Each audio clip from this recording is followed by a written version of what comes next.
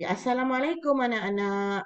Cikgu harap semua sihat. Okey, hari ini kita akan teruskan kita punya pembelajaran dalam bab 3 kegrafian di mana kita dah belajar 3.1, kita dah belajar hukum kegravitian semesta Newton, kita dah belajar hukum Kepler 1, hukum Kepler 2, hukum Kepler 3. So, hari ini kita akan teruskan dalam bab subtopik 3.3 iaitu satelit buatan manusia. Kita akan tengok bagaimana satelit ni beroperasi. Ya. Okey, orbit satellite. Okey, satellite ni kita tahu dia mengorbit bumi. Ya. Rajah 3.3 menunjukkan stesen angkasa antarabangsa ISS dan satelit Miasat. So ISS boleh dilihat dari bumi kerana bersaiz besar dan mengorbit pada ketinggian 408 kilometer daripada permukaan bumi. Okay. Satelit Miasat sukar untuk dilihat kerana bersaiz kecil dan mengorbit pada ketinggian 35,786 kilometer. ISS lagi rendah berbanding dengan satelit. So, satelit akan bergerak dalam orbit pada ketinggian tertentu dengan laju linear satelit yang sesuai. So, cikgu highlight dekat sini. Cikgu highlight dekat sini laju linear. Sebab laju linear ni penting supaya untuk menjamin satelit tu terus mengorbit bumi. Dia tak adalah jatuh ataupun terlepas ke angkasa lepas.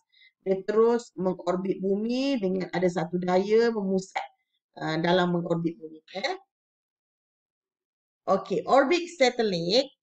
Okey, satelit atau satelit ni, rumus daya memusat dan hukum kegravitian semesta Newton digunakan untuk menerbitkan dan menentukan laju linear satelit. So, kita perlu tentukan laju linear dia sebab kita nak pastikan satelit ni terus mengorbit bumi. So, laju linear ni kena betul-betul tepat. So, macam mana dia buat? Dia terbitkan rumus tu dengan menggunakan daya memusat. Ingat lagi tak rumus daya memusat? Dengan rumus daya graviti, hukum kegravitian semesta Newton. So, dua ni dia akan samakan untuk membentuk satu rumus untuk mencari apa namanya rumus untuk laju linear untuk satelit. Okay, bagaimana dia buat? Okay, satelit yang bergerak dalam orbit membulat mengelilingi bumi akan mengalami daya memusat iaitu daya graviti. So dia kata ada satu daya memusat sama dengan graviti. So kita anggap daya memusat itu sama dengan daya graviti. Sebab tu kita boleh samakan daya memusat dengan daya graviti daripada hukum kegravitian semesta Newton. So di mana daya graviti F GMM bahagi R kuasa 2 bersamaan dengan MV kuasa 2 per R. So bila kita rumuskan, kita jadikan V itu sebagai tajuk rumus, kita dapati V iaitu hal laju linear bersamaan dengan punca kuasa GM per R. So di mana G dengan M ni adalah pemala. M itu adalah jisim bumi, G itu adalah pemala kegravitian.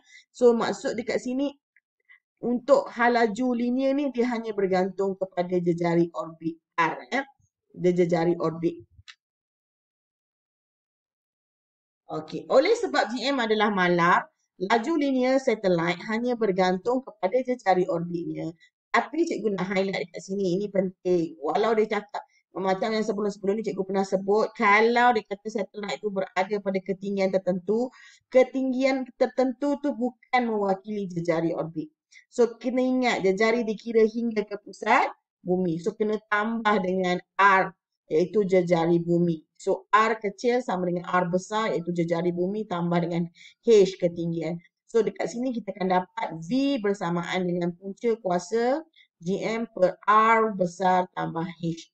So, itulah kalau dia dah bagi terus jejari bumi, jejari orbit, kita terus guna nilai itu. Kalau dia kata pada ketinggian tertentu, so kita memang kena tambah dengan jejari bumi. Kita tak boleh ambil kira itu sebagai jejari orbit. Ketinggian tu bukan jejari orbit. So untuk cari jejari orbit, jejari bumi kena tambah dengan ketinggian. Okay, satelit buatan manusia boleh dilancar untuk kekal mengorbit pada ketinggian yang tertentu mengelilingi bumi dengan jejari orbit R jika satelit itu diberikan laju linear satelit V sama dengan G punca kuasa GM per R. So maksud dia cakap kat sini bahawa laju linear tu mesti betul-betul tepat. Tak boleh terlalu tinggi, tak boleh terlalu rendah.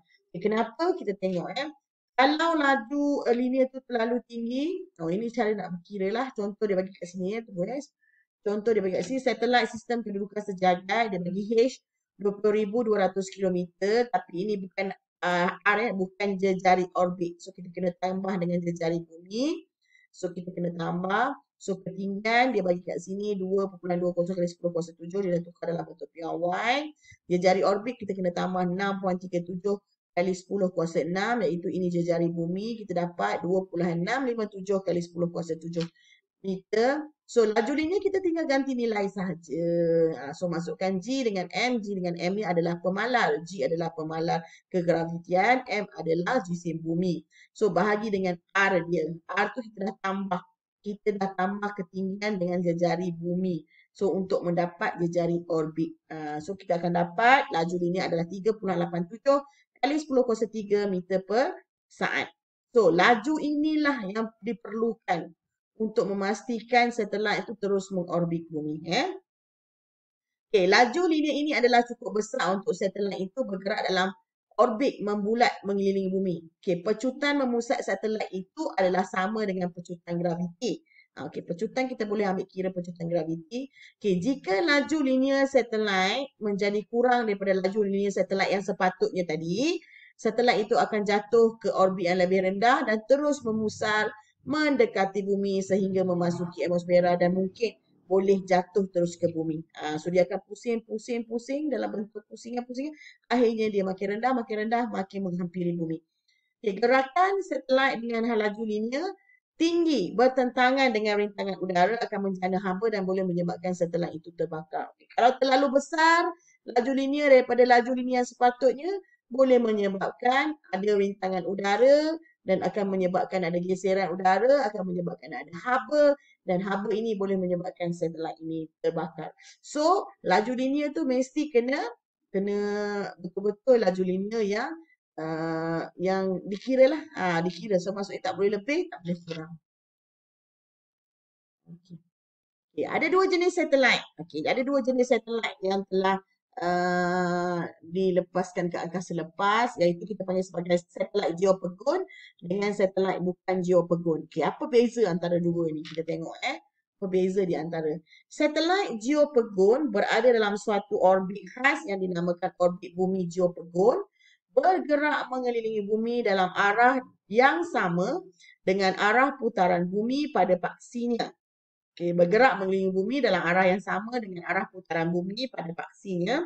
Tempoh orbit adalah 24 jam, iaitu sama dengan tempoh putaran bumi. Sentiasa berada di atas kedudukan geografi yang sama di permukaan bumi. Maksudnya kalau dia ada berada di atas negara Malaysia, dia akan terus berada dalam negara Malaysia sebab dia berputar bersama-sama dengan bumi.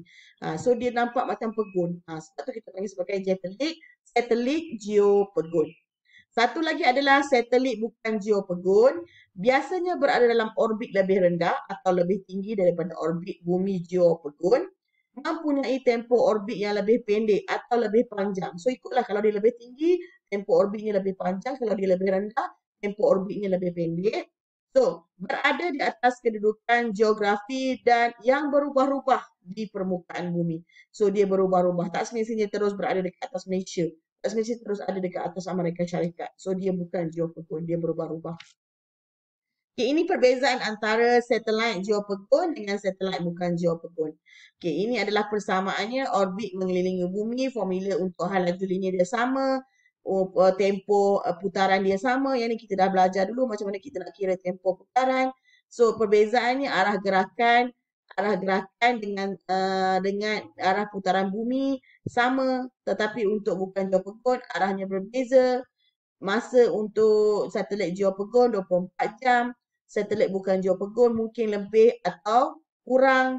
Satelit geopegun berada di atas tempat yang sama di permukaan bumi, satelit bukan geopegun berada di tempat yang berubah-ubah. Untuk satelit geopegun, satelit komunikasi. Tapi untuk satelit bukan geopegun, dia ada pengimejan bumi, GPS, kaji